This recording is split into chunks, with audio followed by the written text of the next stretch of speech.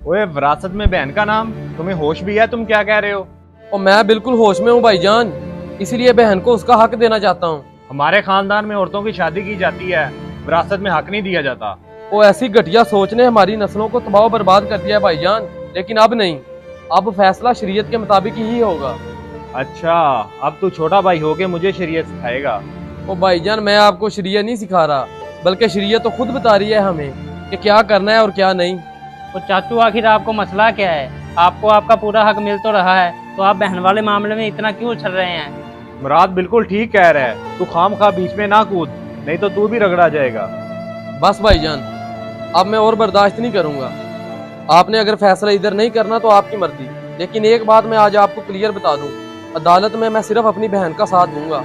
आपको जो करना है कर लें।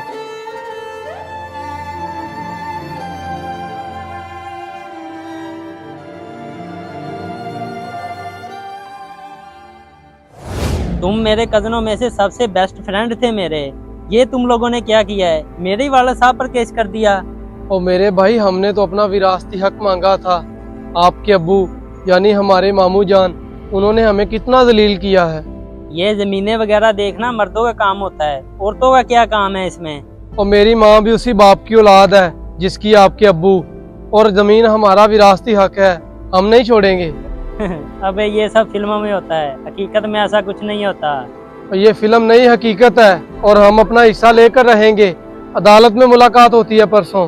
अदालत में भी तुम लोग रुसवा ही हो गए, क्योंकि हमने सारा इंतजाम कर लिया है। हैं? क्या मतलब? और मतलब तो तुम्हें अदालत में ही आगे पता चलेगा।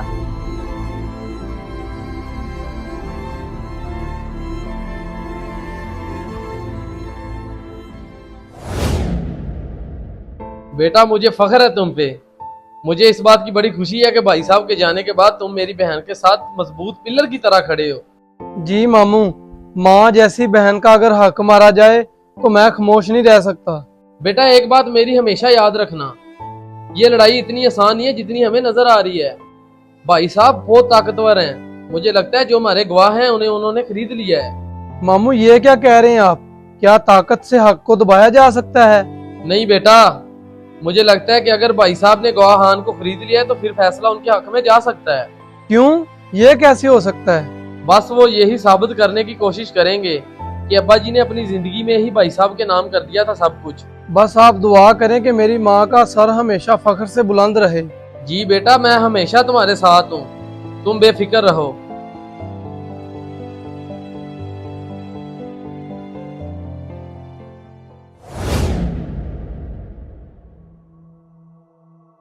अब्बा जी उठो, आप सुबह से कुछ नहीं खाया आपने, कम से कम पानी का गिलास तो पी लें।